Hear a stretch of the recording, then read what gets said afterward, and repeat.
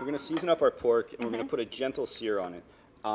We really don't want that like heavy caramelization on the exterior of this inside the puff pastry. There's going to be some steam going on. We want to keep it nice and delicate on the exterior texturally. Kind of counterintuitive. Yes, exactly. So typically, like if you're going to eat this cut without the Wellington preparation, you put a harder caramelization on the exterior. But in this case, we don't want that.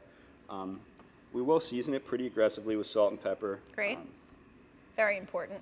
Yeah, it's a really rich cut of meat, so you can. It's very thick too. Yes. So you really need that to penetrate. We're going to put a gentle sear on these. So pat of butter into the saute pan. You always sear in butter? No. If we're going to put a more forceful sear, we would start with typically grapeseed oil. Nice.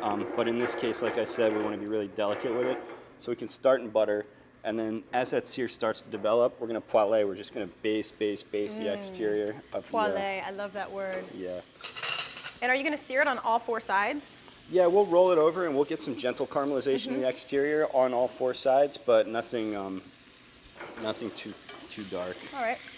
Yeah, we have nice heat happening here. The butter kind of starts to brown. The butter is going to start to brown a little bit, but we don't want too much caramelization. All right. We definitely don't want dark milk solids by any means. So it's kind of, you bring it, back from the flame to the piano of the stove. Don't want to compete with that beautiful Iberico flavor. Right.